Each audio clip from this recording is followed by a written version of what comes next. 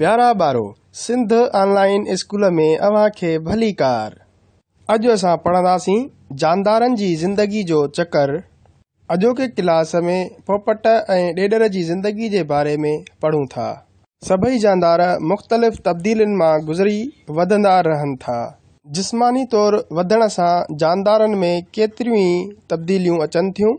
सभई जानदार उमिरि जे हिसाब सां वाध वेझ कंदा रहनि था, पोइ भले उहे इंसान हुजनि, ॿूटा हुजनि, पखी हुजनि, जीत हुजनि या जानवर हुजनि।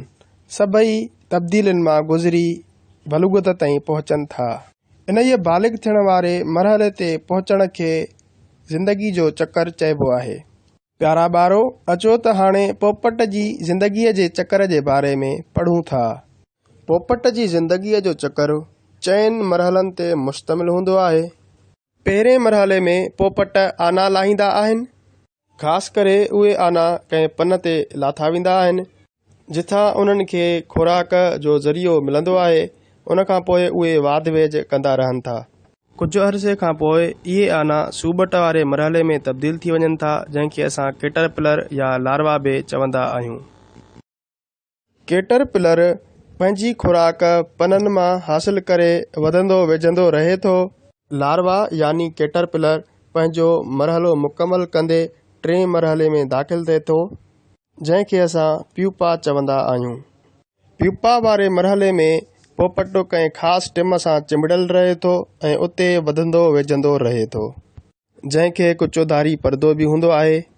कुझु अरसे खां पोइ प्यूपा परदो टोड़े हिक नए पोपट में तब्दील थी वञे थो। अहिड़े तरीक़े सां पोपट जी ज़िंदगी जो चकर पूरो थिए थो ऐं हिकु नओं बालिग पोपट पैदा थी वञे थो।